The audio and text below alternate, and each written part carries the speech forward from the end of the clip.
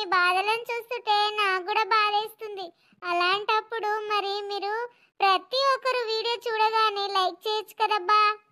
మీరు లైక్ చేయడం వల్ల వీడియో ఎక్కువ వెళ్తుంది. ఎక్కువ వెళ్తే ప్రజల్లోకి వెళ్తుంది, ప్రభుత్వానికి కూడా వెళ్తుంది. అందుకేనండి మా బాధ. మేము ఇంతగా తాపత్రయపడుతున్నది మీ బాధలను కొంచెమైనా తీర్చిన వాళ్ళం అవుతామని. మాకు కూడా మా ఛానల్కి కూడా మంచి పేరు వస్తుందని ఒక ఆశతో చేస్తున్నామండి. మీ ఆశక బాధలన్నీ త్వరలో తీరాలని మనస్ఫూర్తి కోరుకుంటున్నాము. ఇంకొక విషయం అండి, అంగన్వాడీ టీచర్లకు సిస్టర్లకు ఉన్న బాధల గురించి కూడా వీడియో చేయమన్నారు. వాళ్ళ కష్టాలను, మాకు కూడా చాలా ఇబ్బందులు ఉన్నాయి, కష్టాలు ఉన్నాయండి, మాకు కూడా వీడియో చేస్తారని ఆశపడుతున్నామని చెప్పేసి వాళ్ళు ప్రతి ఒక్కరు కామెంట్ చేస్తున్నారు. తప్పకుండా చేస్తామండి. నిన్న మొన్న కొంచెం బిజీ ఉండడం వల్ల వీడియో చేయడం అవ్వలేదు. ఇప్పుడైతే పక్కా చేద్దామని ఆలోచిస్తున్నాము. మీ బాధలను ఏమేమి ఉన్నాయో చిన్న చిన్న వర్డ్స్లో అయినా సరే కొంచెం కొంచెం మాకు మెన్షన్ చేస్తే మేము పక్క మీ బాధలను మొత్తం గ్యాదర్ చేసి కొంతమందిని తెలుసుకొని మరి చేస్తామండి. మా ఛానల్కి మీరు సపోర్ట్ చేస్తూ ఉండండి ఫ్రెండ్స్. మరి పదండి వీడియోలోకి వెళ్ళిపోదాం.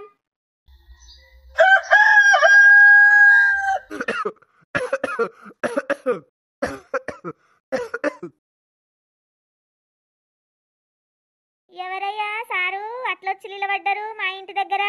నమస్తే అమ్మా. ఈ సారు పెద్ద సారు, డిస్ట్రిక్ట్ నుంచి వచ్చారు, మెడికల్ ఆఫీసర్ అన్నమాట. దండాలయ్యా సారు, దండాలు. ఏమనుకోకుండి జరా, నాకు కళ్ళు కనవాడయి. మా పెద్ద మనిషికి అనేకం దగ్గు తలిగింది, గోళీలు దానికి పోయినయ్యా. ఏమనుకోకుండి జరా.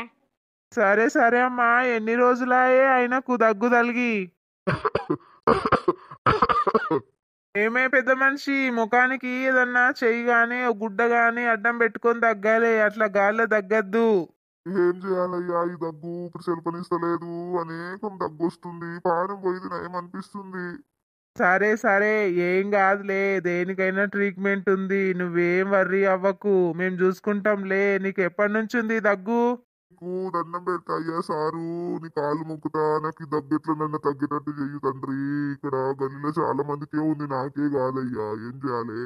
ఏమమ్మా సిస్టర్ అమ్మా, ఇక్కడ ఆశా వర్కర్ రాదా? ఇక్కడ ఇవన్నీ చూసుకోదా? ఇండ్లను ఎవరికి ఏముంది, ఏ రోగం ఉంది, జ్వరం ఉందా, దగ్గుందా, తుమ్ముందా, అన్ని చూసుకోవాలి కదమ్మా. ఏం చేస్తుందామే? ఏమో సార్, ఆమె ఏం డ్యూటీ చేస్తుందో ఏమో, సగం సగం చేస్తుంది. ఒక ఇంటికి పోతే ఒక ఇంటికి పోనే పోదు. పెద్ద తలనొప్పి ఉంది ఆమెకి. ఏమన్నా మాట్లాడితే మళ్ళా పోయినా చేసినా అని మాట్లాడతారు సార్. ఏం చేయాలి?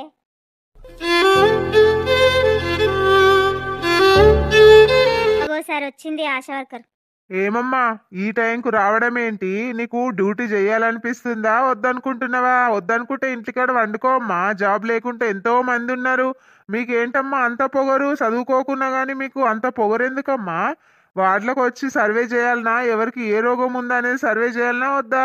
వారం 2 వారాలకు పైన దగ్గున్న వాళ్ళ తెమ్మ తీసుకెళ్లి హాస్పిటల్లో టెస్ట్ చేపియాలనా లేదా? నీకు చేయబుద్ధి కాకపోతే వేరేళ్ళకి ఇచ్చేయమ్మా, చేత కాకపోతే.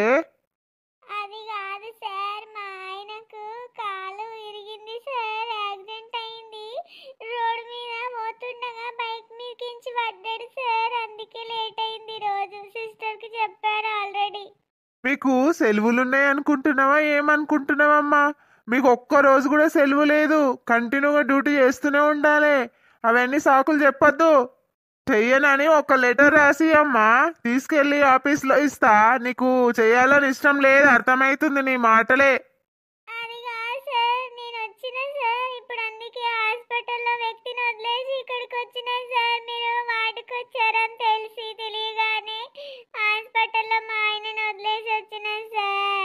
ఆ సాకులన్నీ నా దగ్గర ఏం నడవవు, అర్థమైందా? డ్యూటీ డ్యూటే. ఇంట్లో సమస్యలన్నీ తీసుకొచ్చి ఈడ రుద్దొద్దు, అర్థమైందా? మళ్ళొక్కసారి ఇలాంటి సాకులు చెప్తే తీసి పడేస్తా. అవసరం లేదు. నువ్వు వేరే వాళ్ళు ఎంతో మంది ఉన్నారు చేయడానికి రెడీగా. నువ్వు రేపు పొద్దున్నే వచ్చి ఈయన తెమ్మ తీసుకెళ్ళి హాస్పిటల్లో టెస్ట్ చేపి, లేదంటే నువ్వు ఈ వార్డులో ఉండవు. ఇంకా వేరే వాళ్ళని కొత్త వాళ్ళని పెట్టేస్తే వెంటనే. వద్దు సార్, అలా అనకండి. రేపు పొద్దున్నే తెమ్మ తీసుకెళ్ళి హాస్పిటల్లో టెస్ట్ చేపిస్తా సార్. మంచిది, నడవమ్మా.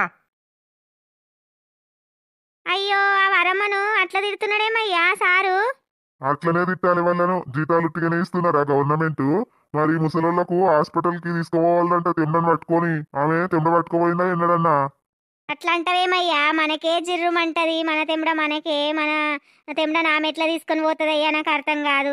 హాస్పిటల్కి తోలుకొని పోతే ఆడ టెస్ట్ చేపిస్తుందేమో దగ్గరుండి, కానీ పట్టుకొని ఎట్లా పోతుందయ్యా, మనకే ఎట్లనో ఉంటుంది, వేరేళ్ళు ఎట్లా ముడతారయ్యా, మీరైనా అట్లనే అంటారు. మస్తు మాట్లాడినావు గాని పాప లోపలికి వా ఇక.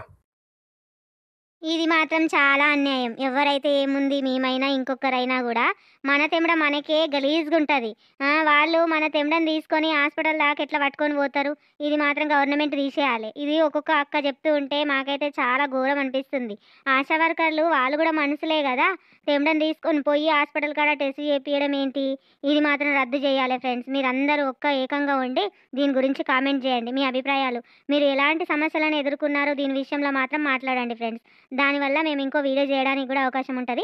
వీడియో చూడగానే జర లైక్ కూడా చేయండి. లైక్ కొట్టకుండా వెళ్ళిపోకండి. లైక్ కొడితేనే ఇంకా కొంతమందికి వెళ్ళే అవకాశం ఉంటుంది.